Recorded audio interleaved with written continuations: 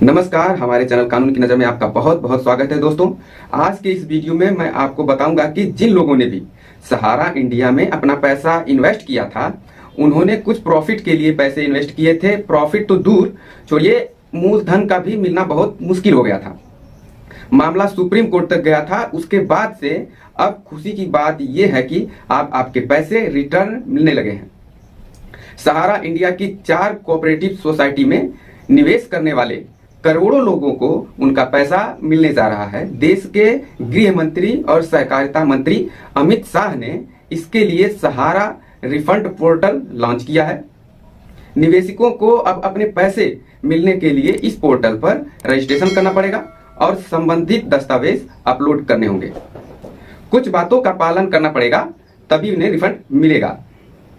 Refund के लिए apply करने से पहले जमाकर्ता जिन्होंने डिपॉजिट किया था, उनको ये जान लेना चाहिए कि उनके पास क्या क्या डिटेल्स होने चाहिए। और पोर्टल का लिंक भी मैं आपको डिस्क्रिप्शन लिंक में दे दूंगा। डिस्क्रिप्शन में जो लिंक है उस पर आप क्लिक करके आप जा सकते हैं वेबसाइट पे और वहां जा करके अपने पूरे डिटेल्स को फिल कर सकते हैं।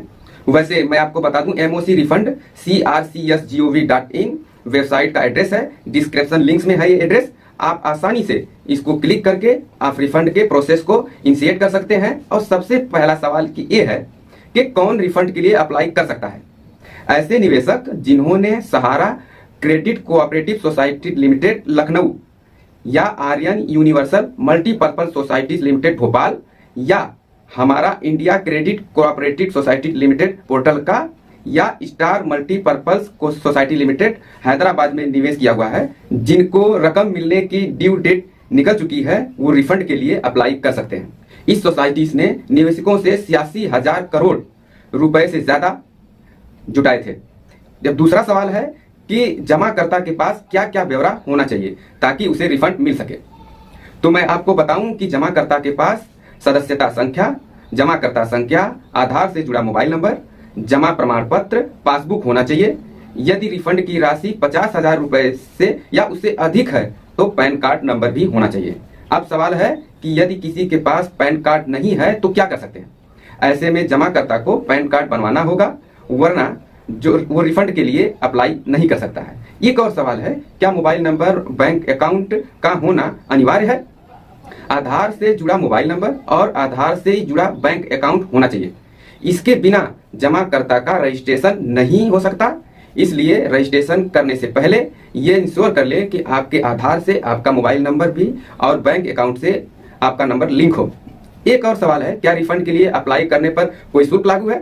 तो आपको मैं ये भी बता दूं कि बिल्कुल भी नहीं लागू है, बिल्कुल मुफ्त में है। अगर कोई व्यक्ति रिफंड बिल आने के नाम पे आपसे पैसे की मांग करता है तो ऐसे लोगों से दूर रहिए, क्योंकि इसके लिए किसी भी तरह के पैसे देने की आवश्यकता नहीं है। एक और इम्पोर्टेंट बात है कि सहारा रिफंड के लिए रजिस्ट्रेशन कैसे करें।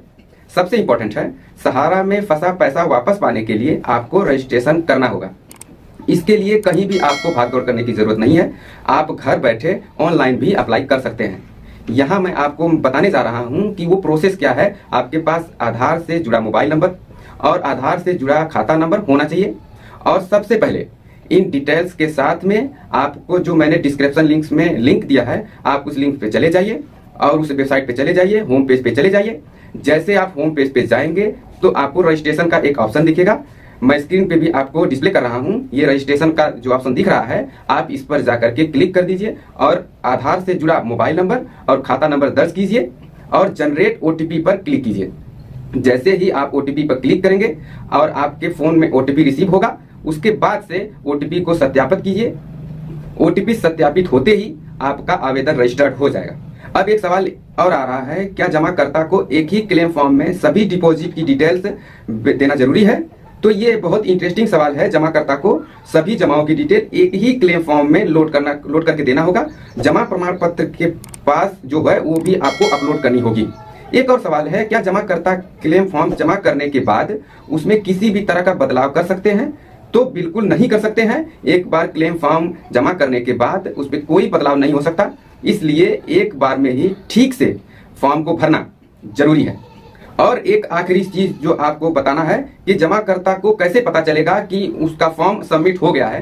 तो क्लेम फॉर्म दूसरे दस्तावेज जमा करने के बाद पोर्टल पर एक रसीद संख्या दिखाई देगी और ये डिटेल्स आपके मोबाइल्स पर भी आ जाएगा। एक और लास्ट स्टेप मैं बता दूं कि ये सारा प्रोसेस मैं कर लूंगा तो पैसा जो है कितने दिनों में आप मिल जाएगा। आपने जिस दिन ये सब कुछ डिटेल्स दिया होगा उसके बाद से अप्रूवल मिलेगा। अप्रूवल मिलने के बाद से 45 दिन के अंदर आपका जो राशि है, वो अमाउंट है, वो आपके खाते में क्रेडिट हो जाएगा। उम्मीद है कि सहारा इंडिया से जुड़े जो भी लोग इलीगल चीजों में इंटरेस्ट रख रहे थे, उनके पैसे को वापस पाने के लिए बहुत सारी सी कोशिशें कर रहे थे, आपको इस इंफॉर्मेशन से लाभ मिलेगा।